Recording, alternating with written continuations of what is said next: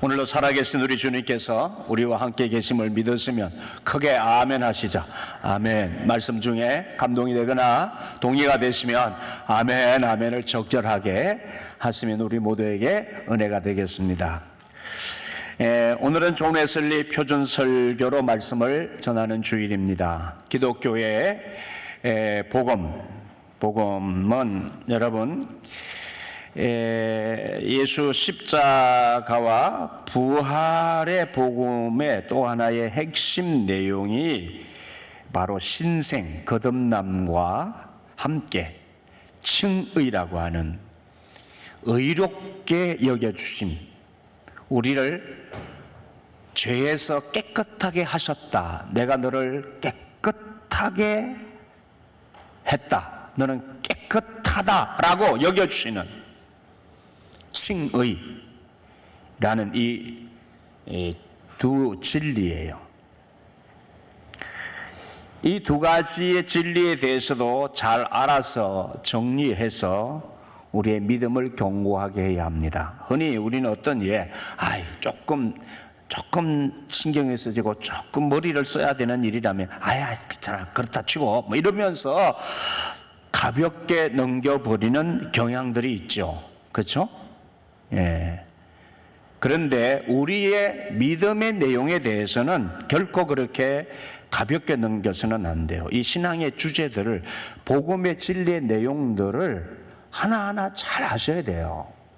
그래야 우리의 영혼과 이 직결된 일이기 때문에 우리의 신앙생활과 우리의 삶이 올바르게 되어지느냐 그렇지 않느냐가 결정되는 일이기 때문에 이러한 복음의 진리의 이 주제들을 잘 알아야 돼요.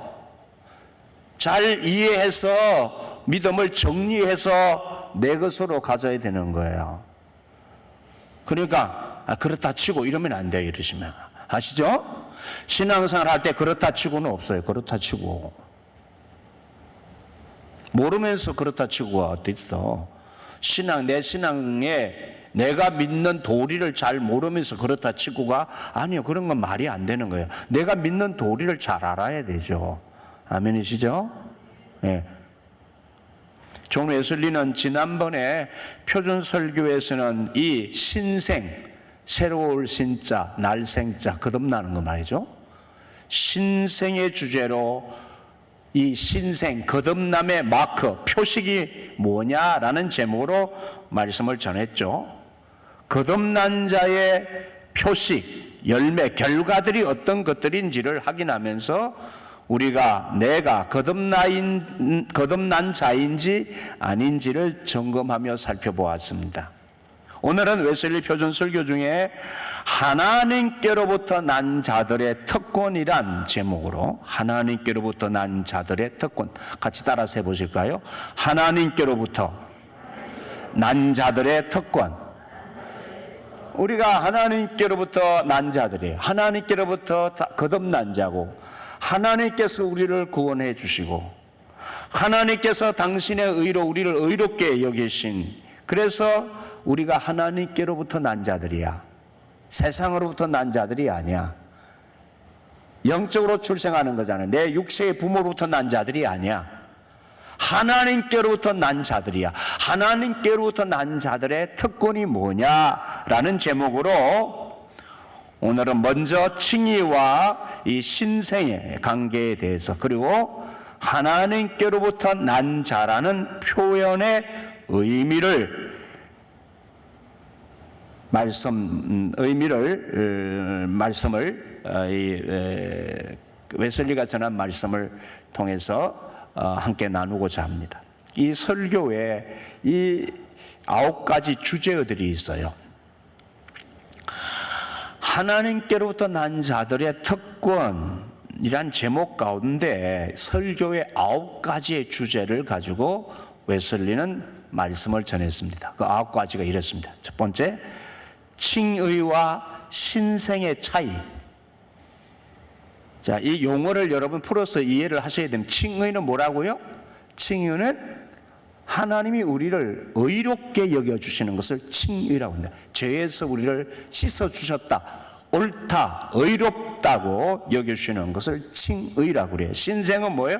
신생은 거듭난 것, 다시 태어난 것. 우리가 영적으로 다시 태어난 것을 한문으로 신생이라고 그럽니다. 그러면 내가 영적으로 다시 태어난 것과 나를 의롭게 여기신과의 차이가 뭐냐라는 것이죠. 그 다음에 칭의와 신생을 구별해야 되는 이유, 이것 같은가 다른가, 무엇이 같은 점이고 다른 점인가, 이거를 왜 구별해야 되는지 구별을 해야 되는 이유. 세 번째, 하나님께로부터 난 자라는 이 표현의 의미. 오늘 이 세 가지를 가지고 말씀을 전하려고 합니다. 그다음 네 번째, 하나님께로부터 태어나기 전과 후의 차이. 하나님께로부터 난 자가 죄를 범하지 않는 이유. 오늘 요한일서 본문을 가지고 웨슬리가 전했죠. 하나님께로부터 난 자는 죄를 안 범해. 왜 하나님께로부터 태어난 자는 죄를 범하지 않을까? 그 다음에 하나님께로부터 난 자가 또 죄를 범해. 하나님께로부터 난 자라도 또 죄를 범해. 왜 하나님께로부터 난 자가 죄를 범하느냐 하는 이유. 은혜에서 죄로의 이행 과정, 은혜에서 죄로 넘어가는 과정이란 말이죠. 영혼 속에서 하나님의 삶이 일으키는 일. 하나님께로부터 난 자는 그 영혼 속에서 하나님이 일으키시는 삶이 있어. 그게 뭔지. 그리고 영적 예배, 이 9가지의 주제로 이 오늘 제목을 가지고 설교하고 있어요. 웨슬리 이걸 1시간에 한 번의 예배 때 다 전했는데 저는 3번, 4번 나누어서 전해야 돼요. 우리는 예배 시간을 짧게 하고 있으니까. 그때는 2시간 반 예배를 드렸는데 우리는 1시간 넘어가면 조아리를 털고 앉아서 안 들으려고 하니까. 네. 왜 그런지 모르겠어.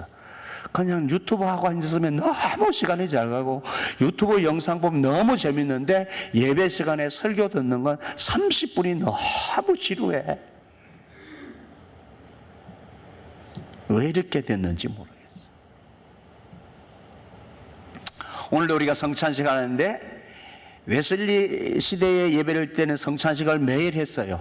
이 설교하고 설교가 여기 지금 이 주제로 가지고 한 번의 예배 설교를 다 했으니까 설교가 1시간 반 하는 거예요. 1시간 반. 예? 그리고 성찬식 하고 그리고 또 이 설교를 가지고 공부해요. 질문하고 대답하고 공부하고 이러면서 2시간 반을 예배를 드렸다는 것이죠. 우리가 좀 숙고해야 될 문제인 거예요. 고개도 끄덕끄덕 안 해. 싫다 이거지. 예? 예. 그렇구나. 이런 생각, 왜 이렇게 우리가 됐을까? 그렇구나. 뭐가 문제가 있을까? 이런 생각을 해야 되는 거예요. 세상에 즐길 게 너무 많아.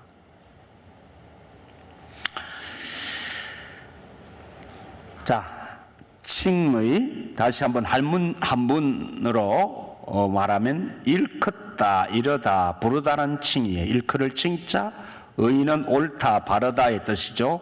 옳을 의자입니다.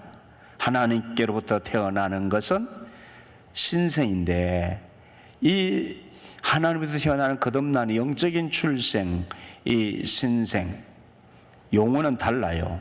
그런데 이 하나님께로부터 온 이 두 선물은 같은 순간에 주어집니다. 그러니까 다시 태어나는 것, 영적으로 거듭나는 것과 하나님께서 영적으로 거듭나는 순간에 우리를 의롭게 여기시는 것은 같은 순간에 주어져요. 죄가 감춰지고 하나님께로부터 우리가 다시 태어나는데 동시적 사건이라는 거예요. 죄가 감춰지고 우리를 죄 없다고 하시는 죄가 감춰지는 것과 죄를 덮어주는 거죠. 우리의 죄를 덮어주시면서 씻어주시면서 덮어주시면서 죄를 감춰주시고 우리를 의롭다고 여기시면서 그렇게 다시 태어나는 이 사건은 동시적 사건이에요. 그런데 동시적 사건이라 하더라도 본질상으로는 서로 다른 사건이라. 자, 칭의는 우리를 의롭게 여기시는 것은 관계의 변화를 말하는 거예요. 하나님과 우리와의 관계의 변화가 칭의야. 그런데 신생은 내 삶의 실질적 변화를 말하는 거예요. 여러분, 우리가 자녀를 이제 낳았을 때에 자녀가 태어나는 과정이 그렇죠. 우리 엄마 아빠를 통해서 아이가 태중에 이제 잉태를 하고 자라서 태어나죠. 그런데 그 생명의 씨가 그 엄마의 배 속에서 잉태가 되어서 자라죠. 예수를 믿고 거듭나는 것은 우리가 예수님을 알고 하나님의 자녀가 되어지는 과정 속에 마치 그와 같이 하나님의 생명의 씨가 우리에게 들어오는 거예요. 생명의 씨가 들어와서 그 아이가 태어나면 부모가 아이를 안고 너무 즐거워하죠. 야, 너가 내 아이야, 내 아이야. 아유, 우리 집에 왔니? 이러면서 너무 감격하고 즐거워하죠. 그게 태어나는 거죠. 우리가 하나님의 자녀로 태어날 때 하나님이 너무 그래 우리를 기뻐하죠. 그리고 그가 깨끗하게 되었다는 것은, 다시 태어났다는 것은 하나님 앞에서 하나님께서 하나님께로부터 난 자이기 때문에 하나님이 우리를 그렇게 영적으로 다시 태어나게 하셔서 깨끗하게 하신 거죠. 그런데 그때부터 부모와의 관계가 주어지는데, 이 거듭남으로 인하여서 우리는 하나님과의 관계가 변화가 되어진과 동시에 하나님을 알아가게 되었어요. 부모를 알아가게 돼, 영적인 부모를 알아가게 되었어요. 그래, 우리의 삶에 실질적 변화가 일어나기 시작해요. 아이가 자라면서 아이는 부모를 인식하게 되어지고 변화되어져요. 관계의 변화가 실질적인 변화로 자라가고 그 관계의 변화, 또 다른 관계의 변화를 불러오게 되어지는 거예요. 자, 그래서 우리를 의롭다 하시기 위해 그분이 예수 그리스도 그분이 우리를 위하여 무엇인가를 했습니다. 우리를 다시 낳으시기 위해서 그분이 성령님이 우리 안에서 일하십니다. 말씀드렸죠? 우리에게 생명의 씨가 들어오기까지 예수님께서, 성령님께서 일하세요. 그 일하신 것이 성령님을 통해서, 하나님께서 성령을 통해서 예수 그리스도를 이 땅에 보내주신 것이고, 예수 그리스도를 통해서 이 땅에 우리에게 생명의 씨를 전해주시기 위해서 십자가의 보험이라고 하는 이 생명의 길을 우리에게 주신 거예요. 그래서 칭의는 하나님에 대한 우리의 외적 관계를 변화시켜서, 우리가 하나님과 원수되었잖아요. 하나님과 죄 가운데서 하나님과 원수 관계였던 우리가 하나님의 자녀가 되는 거예요. 그래서 이 거듭남은 우리의 내적 영혼을 변화시켜서 죄인이었던 우리가 거룩한 자가 되게 합니다. 칭의는 우리를 하나님의 인자하심 앞으로 나아가게 하고, 신생은 우리를 그분의 형상으로 회복시키십니다. 칭의는 죄책을 제거합니다. 죄에 대한 책임, 죄에 대한 결과, 그 죄책을 제거해주고, 신생은 죄의 힘을 제거합니다. 죄가 가진 권세가 있거든, 힘이 있거든요. 신생은 죄의 힘을 제거합니다. 그 죄의 힘은, 죄의 결과는, 죄의 권세는 사망이요, 사망. 우리를 멸망케 하고 우리를 어둠에 가두고 우리를 영원한 죽음으로, 영원한 지옥으로 끌고 가는 권세가 있어요. 그런데 다시 태어나는 신생은 죄의 권세, 힘을 제거하는 거예요. 이 둘은 이런 식으로 시점에 있어서는 결합되어 있지만 본질에서는 전적으로 다른 것이에요. 그것을 설명하고 있어요. 그러나 이 둘이 시점에 있어서는 분리될 수 없어요. 다시 말하면 우리가 다시 태어나고 어렵다고 인정받는 것 사이에 있는 그 순간은 동시적 사건으로 일어나는 거예요. 어렵다 인정받는 것과 다시 태어나는 것 사이는 이런 큰 차이를 분별하고 주목하지 않으면은 하나님의 자녀들의 큰 특권, 즉 어떻게 하나님께로부터 난 자가 죄를 짓지 않는지 설명하기 어렵습니다. 이것을 웨슬리는 가르치고 있습니다. 이것을 명확하게 이해하기 위해서 첫째, 하나님께로부터 난 자는 누구든지 이 말의 의미를 잘 생각하고 탐구해야 한다고 알려줍니다. 그리고 어떤 의미에서 그가 죄를 짓지 않는지, 하나님께로부터 난 자, 다시 말하면 거듭나고 의롭게 여김을 받게 되어진 하나님께로부터 난 자는 죄를 짓지 않는다는 것이 무엇을 의미하는지를 탐구해야 된다. 잘 생각해야 된다 그 말이죠. 오늘 본문의 말씀에서 왜 요한일서를 통해서 하나님께로부터 난 자는 죄를 짓지 않는다, 죄를 짓는 자는 마귀의 자녀다, 이렇게 말하고 있잖아요. 이 말의 의미가 뭔지 생각해야 된다고 말이잖아요. 잘 알아야 된다. 이것이 우리가 어떤 존재라는 뜻인지를 알아야 된다 그 말이에요.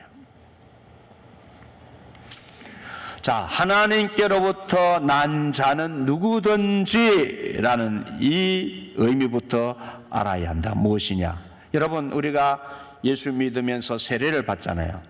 단지 세례를 받는 것이나 어떤 외적 변화가 아니라 이것은 광대한 내적인 변화, 성령의 역사로 내 영혼 속에 만들어지는 변화, 우리의 존재 방식이 바뀌는 것, 그러한 변화를 가리키는 것이라고 설명합니다.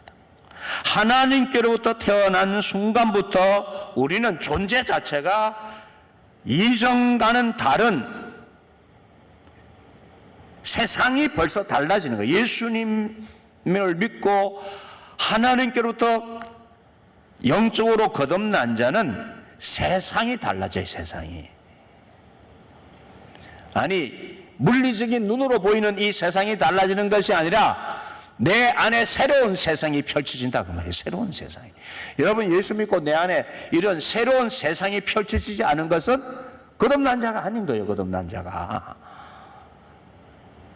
세상과 나는 간 곳 없고, 이 세상과 나는 간 곳 없고, 이게 달라지는 거예요. 구속한 주만 보이도다. 예수 믿기 전에 세상이나 예수 믿고 난 후에 세상이 같을 수 없어요. 똑같이 보면 똑같이 세상이 좋고, 그러면 하나님께로부터 거듭난 자가 아니에요. 내가 바뀌는 거예요. 내가 나를 인식하고 보는 눈이 달라져요. 영적인 세계가 열리는 것을 의미하는 거예요. 잘 점검하셔야 됩니다. 살아가는 방식이 달라요. 세상 사람들이 사는 방식하고 다르게 살아가게 되는 거예요. 자, 그래서 다시 설명하면 태어난다라는 비유를 쓰는 이유는 이 자연적 출생 과정, 모태로부터의 우리 인간이 출생하는 과정과 영적 출생 과정 사이에 아주 밀접한 유사성이 있기 때문입니다. 따라서 영적으로 태어나는 과정을 이해하기 위해서 자연적 출생 과정을 생각해 보는 것은 매우 유익합니다. 여러분, 이 생명을 가진 모든 것이 그렇듯이 아직 태어나지 않은 아이도 태중의 공기, 엄마로부터 이렇게 호흡을 통해서 태출을 통해서 공급받는 산소, 공기에 의해서 의존하고 살죠. 신비잖아, 그죠? 아이가 우리처럼 태어나서 숨도 안 쉬는데 그 안에서 탯줄로 산소와 공기를 공급받고 생활한다는 거지. 코로 숨을 안 쉬는데 이 탯줄로 그렇게 호흡한다는 게 놀랍잖아요. 그냥 안 놀라워요?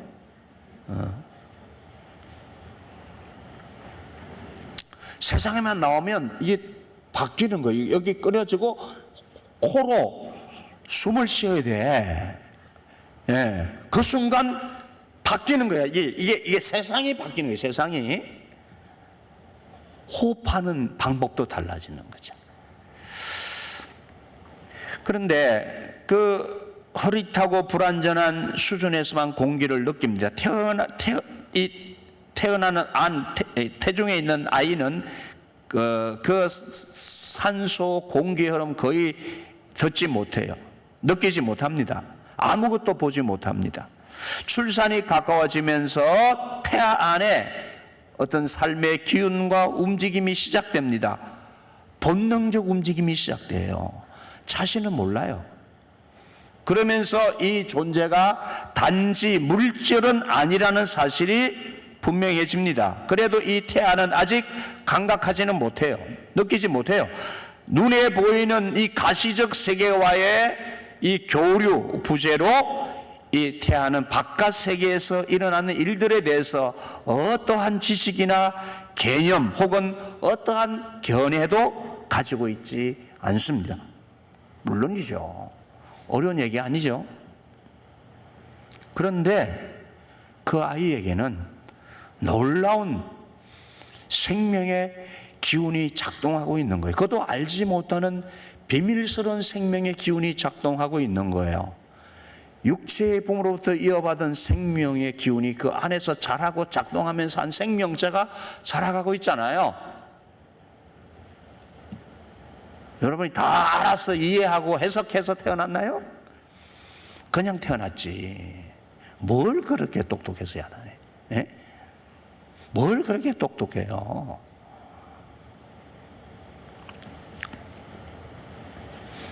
우리는 모르는 게 너무 많구나. 이 신비, 이 생명의 신비, 이게 정말 모르는 게 너무 많구나. 누가 이 생명을 지었지? 누가 이 생명의 주인이지 하는 기본적인 질문을 하고 살아야 되잖아요. 예?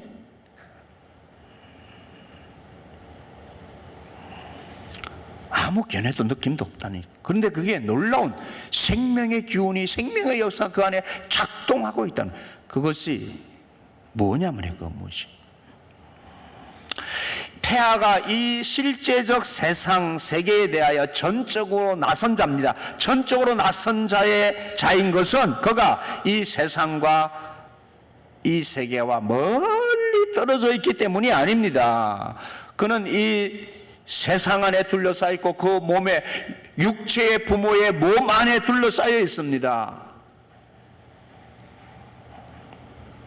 이 세상과 교류할 그것을 가능케 할 감각이 아직 그에게는 열리지 않았고, 깨뚫어 볼 수 없는 두터운 막이 그의 감각을 깨뜨리고 그가 이 세상과 교류할 수 있기까지는 앞으로 걸어가야 할 과정들이 그 안에 있는 거예요.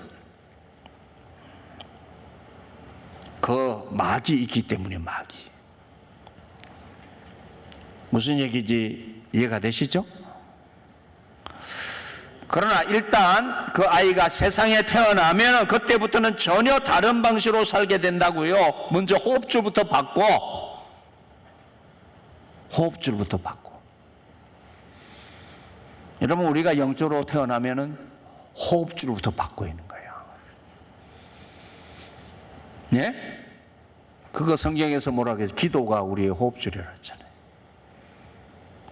하나님과의 관계 호흡줄.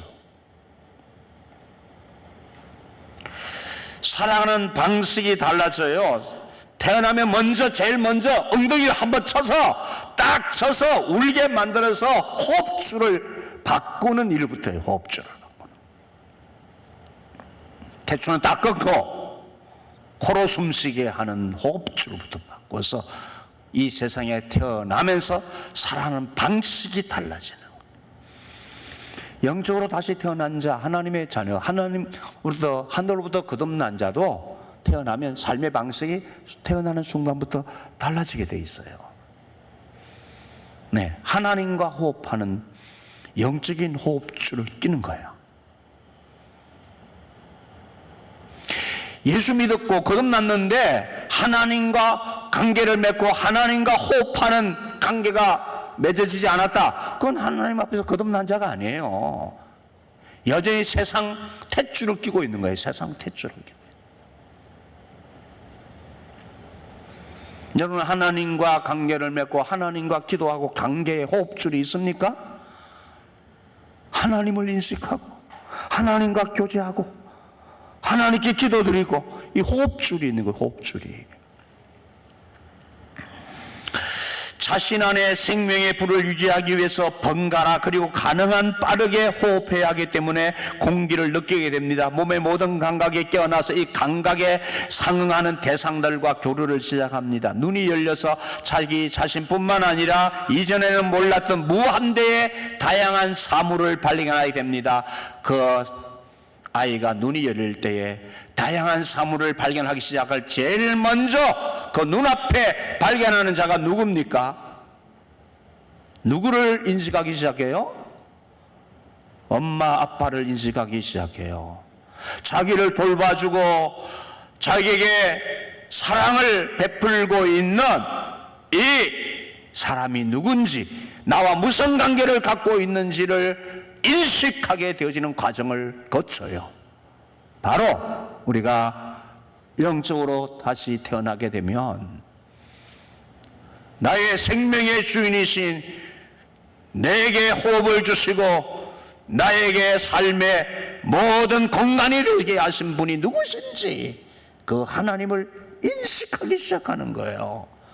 신인식이래요. 신인식. 하나님에 대한 인식, 창조주이신 나의 하나님에 대한 인식이 생기기 시작하는 거예요. 눈이 떠지기 시작하는 거예요.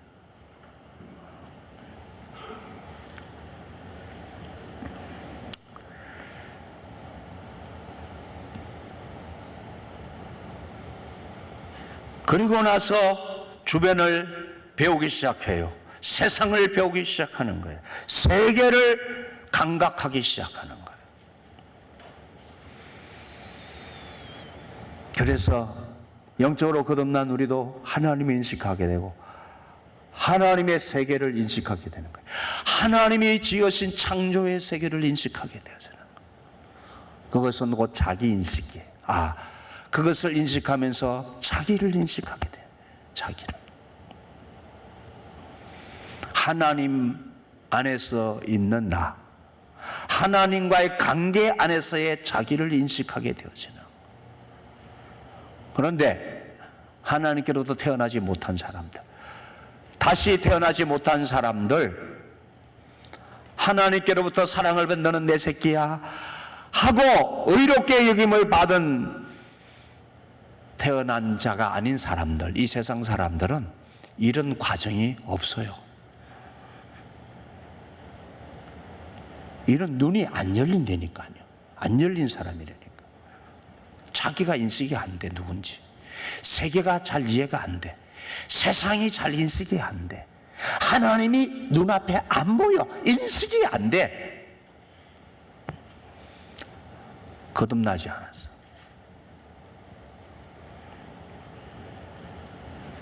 분명히 아직 하나님께로부터 태어나지 않은 자 역시 모든 생명 있는 것들이 하나님의 지으신 세계 안에 하나님 안에서 살고 움직이며 존재하는데 바로 그분, 우리 하나님에 의해서 존재하는데 말입니다. 그렇긴 해도 그분을 감지하지 못한단 말입니다. 그것 없이는 그 하나님이 우리에게 만드신 세상, 우리 하나님이 없이는 한순간도 연명할 수 없는 이 생명의 거룩한 호흡을, 이 생명의 법칙을 세상 사람들은 거듭나지 않는 자는 인식하지 못해요. 의식하지 못해요. 그냥 버러지처럼 태어났으니까 먹고 사는 육체의 생존만을 위해서 살아간단 말이에요. 이게 얼마나 비참한 인생이에요. 얼마나 가엾은 인생이냐 말이야. 불쌍하다고 그러잖아요. 그래서 불쌍한 인생이라. 이 영적으로 다시 태어나지 않은, 그냥 생물학적으로 부모한테서 태어나서 그냥 먹고 살고 하는 것은 불쌍한 인생이란 말이에요. 가엾은 인생이에요. 비참한 인생입니다. 그거. 자신의 존재 자체의 가치를 인식하지 못하는, 그에게 지금 설명하는 거예요. 웨슬리가. 하나님께서 부르고 계시지만 그는 듣지 못합니다. 그분의 영의 일들을 보지 못합니다. 이해의 눈이 닫혀 있고 완전한 흑암이 사면으로부터 그의 영혼 전체를 덮고 있기 때문입니다. 불쌍한 자는 흑암이 그의 영혼 전체를 다 덮고 있기 때문에 하나님의 이 세계를, 나의 아름다움을, 인생의 신비를 모른다는 거예요. 이거 어떻게 하면 좋습니까? 이거 우리 인간이 하나님 우리를 지으실 때에 이런 비참한 존재로 지으시지 않았어요. 눈이 다 감겨 있는 거예요. 다 어둠에 다 붙들려 있는 거예요. 뭔가 어둠에 붙들리니까 딴 것을 추구하고 산다고요. 여러분, 하나님께로부터 거듭나지 않은 자는, 태어나지 않은 자는 그래서 이 어둠의 영들에 붙들려서 온갖 어두운 것들을 찾아다닌다고요. 아무것도 우리에게 희망이 되는 거 없어. 아무것도 좋은 것이 없는데 속이는 세상 것들로 인하여 그것을 쫓아다니면서, 그걸 좀 얻었다면 난리를 치고 좋다고, 그게 좀 부족하다면 나 다 죽은 사람처럼 살아가면서 이 짓을 하고 살아가는 거예요. 이 세상 사람들이.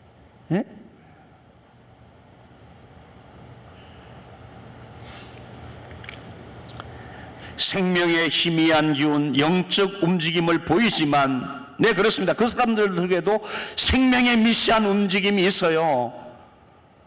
영적인 움직임들이 그 안에도 있다니까요. 하나님 다 거둬가시지 않았다고 했잖아요. 하나님을 찾도록 하는 양심도 주셨고, 질문도 하도록, 인생이 뭐지? 질문도 하도록 주셨고, 그게 하나님의 선행 은총이라고요. 그 은총을 주셨는데도 보이지만 아직 영적 대상들을 분별할 수 있는 영적 감각을 갖고 있지 않습니다. 이것은 그래서 우리가 복음을 들어야 되고 예수를 알아야 하는 이유인 것이에요. 이 성경의 말씀을 읽어야 하고 이 성경의 진리를 배워야 하는 이유인 것이에요. 교회가, 복음이, 신앙생활이 무슨 세상 사람들이 추구하는 잘 먹고 잘 입고 사는 성공 출세를 가르치는 그런 것 따위, 불공들여서 내 소원 성취하는 것 따위 종교가 기독교가 아니란 말이에요.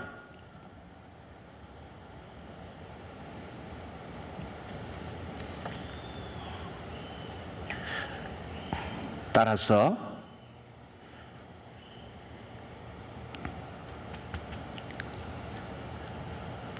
이 하나님으로부터 다시 태어나지 않은 사람들은 하나님께로부터 태어난 사람들이 누리는 특권을 알지 못하니까, 이 특권이 없으니까 비참하게 살아가는 이 사람들은 이 눈에 보이지 않는 비가시적 영적인 세계에 대해 어떤 지식도 가질 수 없어요.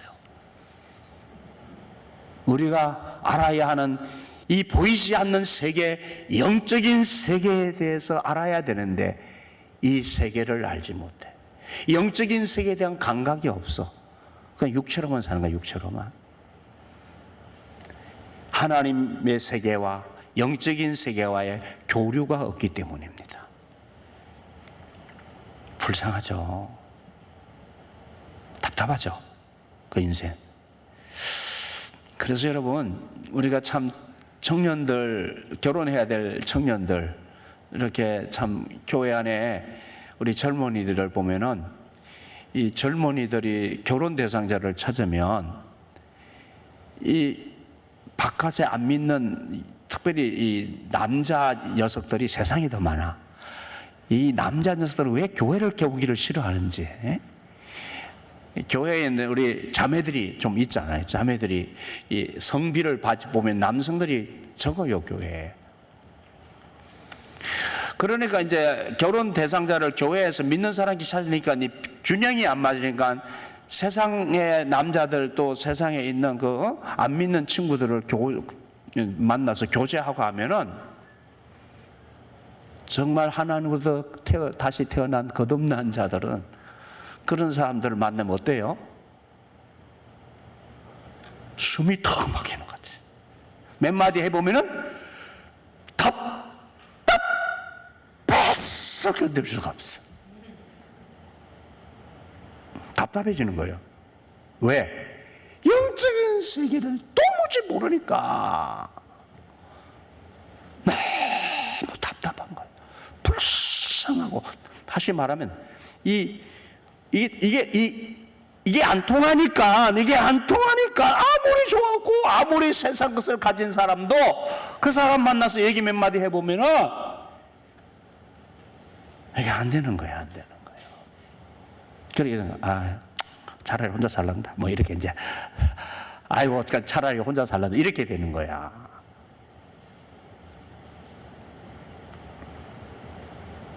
물론 나 그렇다고 그런 분들과 결혼하지 말라는 뜻은 아니에요. 바울은 그런 분들과도 결혼해서 그 영적인 세계를 열어주라고. 네가 만난 예수, 네가 만나고 교류하고 경험하고 있는 영적인 세계, 하나님에 대해서 잘 알 수 있도록 복음을 전하고 감동이 되도록 살면 되지. 그 사람들이 모르는, 내가 누리는 이 영적인 세계를 그들이 느낄 수 있도록 해야 되는 거죠. 교회가 왜 안 가? 강요하고 그러지 않아도 내가 살아가는 모습을 통해서 그들이 영적인 세계를 바라보도록 해야 되는 거예요. 나와 다른 것이 있다는 것을 그들이 느끼도록 해야 되는 거예요. 아멘이시죠? 요셉처럼. 요셉이 애굽에 팔려가서 종사하려 하는데 하나님 모르는 사람들 주변에 둘러싸여 사는데 그 요셉의 삶이, 영적인 세계 속에 사는 요셉이 영적인 세계를 모르는 사람들 앞에 요셉이 하나님이 함께 하심을 보았더라, 하나님이 그를 형통케 하심을 보았더라 라고 하지 않았어요. 요셉이 알고 있는 영적 하나님의 세계, 그가 경험하고 그가 누리고 있는 하나님을 안 믿는 사람들이 보게 해서 그들의 눈이 열리게 되어져.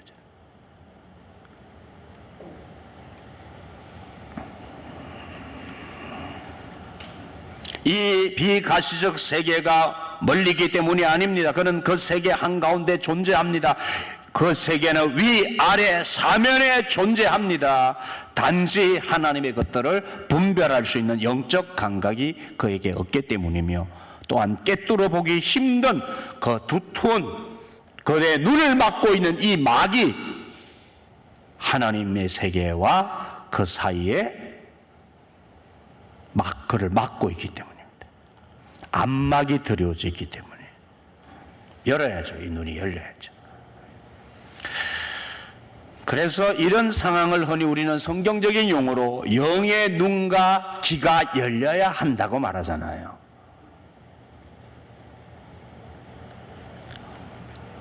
그런데 거듭난 자, 의롭게 여김을 받은 자인 우리 그리스도인은 하나님께로부터 그리고 영으로부터 태어난 후에 그 존재 방식이, 나의 삶의 방식이, 존재 방식이 얼마나 변했을까? 우리가 생각해 봐야죠. 내가 하나님으로부터 다시 태어났는데 영으로 태어난 후에 내 삶, 내 존재 방식이, 살아가는 방식이 얼마나 변했느냐 말이죠. 이제 나의 온 영혼이 하나님을 느끼며 존재하고 있다고, 그렇게 살아가고 있다고 말할 수 있게 된 자들인 것이죠. 여러분, 우리가 하나님 믿으면, 하나님을 알고 하나님 안에 들어오면 하나님과의 관계 속에 살면 내 인생 사면이 하나님으로 가득 차 있는 것을 아는 거예요. 아멘이십니까? 그걸 느끼고 사는 거예요, 우리가. 세상 사람 못 느끼면 우리는 느끼는 거예요, 느끼는 것이죠. 아멘? 네. 아멘 좀 풍성하게 쓰십시오. 네. 네? 너무 인색하게 쓰지 마시고, 아멘 하십시오. 여러분, 하나님이 내 인생 사면에, 이 세계 사면에 하나님이 여러분과 함께 계시고 이 세상을 다스리시고 계시는 것을 느끼십니까? 그게 하늘로부터 거듭난 자의 삶이에요. 다윗의 고백입니다. 하나님을 만난 영적 세계를 느끼고 살아가는 다윗은 이렇게 고백합니다. 시편 139편 5절에 웨슬리가 인용했어요. 주께서는 나를 앞뒤로 둘러싸시고 주께서는 나를 앞뒤로 둘러싸 주시고 내게 손을 얹으셨습니다. 안수하셨다는 게, 개역성경에는 안수했다고 했습니다. 주께서는 나를 앞뒤로 둘러싸 주시고 내게 날 손을 얹어 주셨습니다. 하나님의 세계 안에 사는 사람은 이 하나님을 느껴요.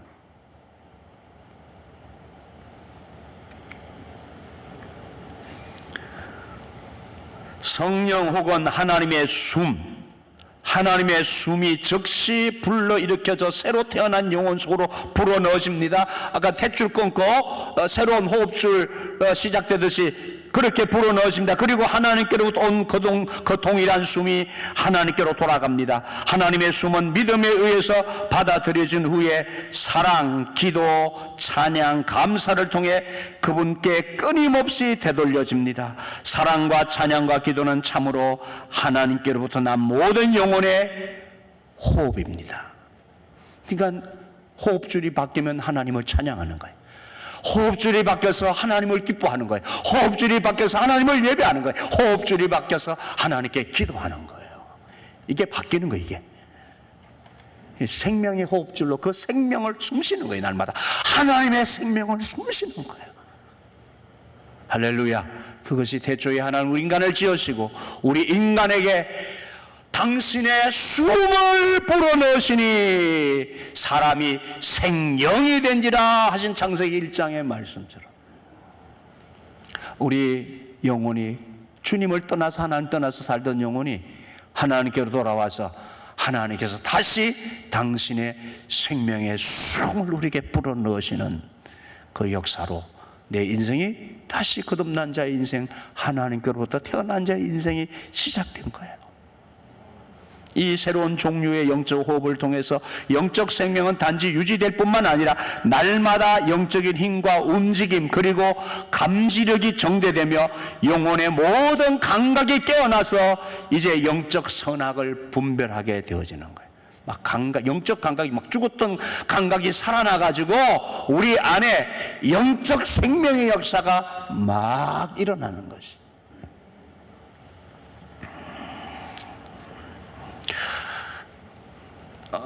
오늘 여기까지 해야 되겠어요. 오늘 설교 준비한 내용 3분의 1이 아직 남았는데 다 알리면 시간이 너무 오래돼서 오늘 그냥 다 못 나갔어요. 알려드린 진도도 다 못 나갔어요. 오늘 3분 3가지 다 하려고 했는데 3가지 중에 마지막 좀 남았어요. 여러분 여기까지 하겠는데 여러분 생각하세요. 오늘 나는